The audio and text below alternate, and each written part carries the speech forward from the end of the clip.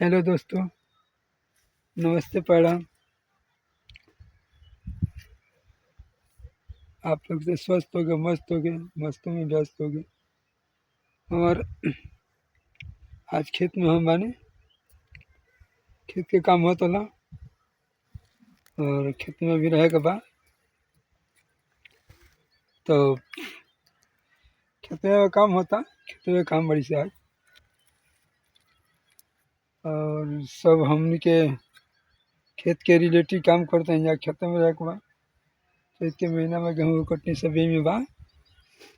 तब सब कोई अपना अपना काम में व्यस्त बा। अब व्यस्त रहे के पड़ी वाला समय में।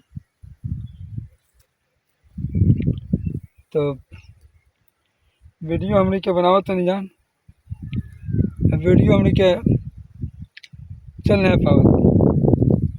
समझ में नहीं कहा वीडियो में क्या हो जाता है। वीडियो चाहे कैसे न बना दिया, वीडियो को रिलेटेड हमने को बहुत खराब चलता।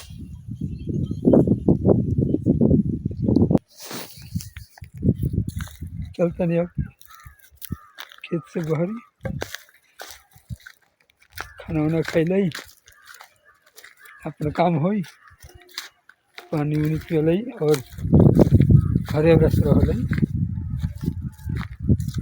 खेत में सारा काम करे के बा, खेत में रहना है, खेत में काम बा।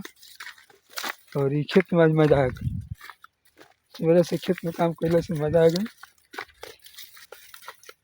खेत के काम होता